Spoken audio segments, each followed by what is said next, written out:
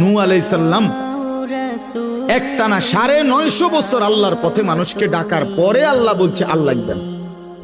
তো 950 বছর পরেও নূহ আলাইহিস সালাম বাবা বিরক্ত হয় নাই।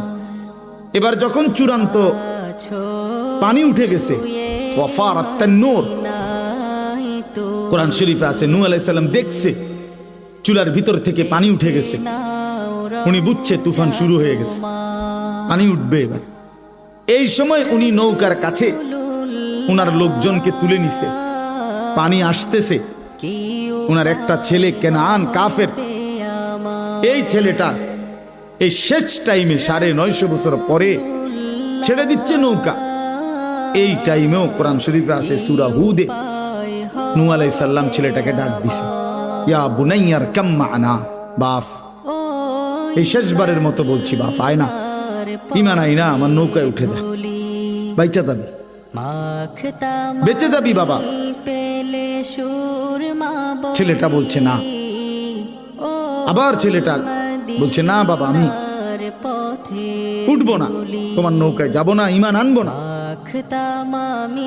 তো নূহ আলাইহিস সালামের ছেলে কেনান, কোরআন শরীফ আছে এই কাফের ছেলেটা বলল সাআবি ইলা জাবালিন ইয়াসিমুনি মিনাল মা, বাবা আমি ওই উঁচা পাহাড়ের উপরে গিয়ে আশ্রয় নেব, সেই পাহাড় তোমার ক্ষুধার পানি থেকে আমার বাঁচাই দিবে।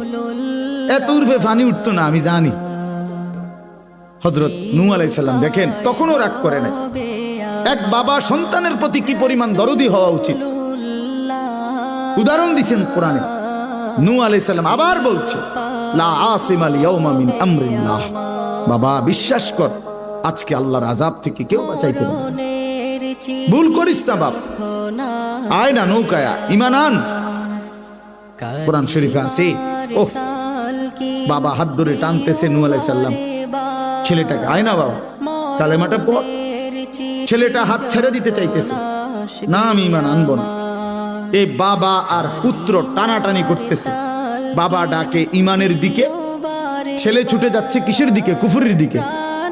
আল্লাহ তাআলা কোরআনে বলেন ওয়াহালা বাইনাহুমাল মাউজ, এই কিছুক্ষণের মধ্যেই একটা বড় ঢেউ আইসা ধাক্কা দিছে, বাপ আর পুত আলাদা হয়ে গেছে।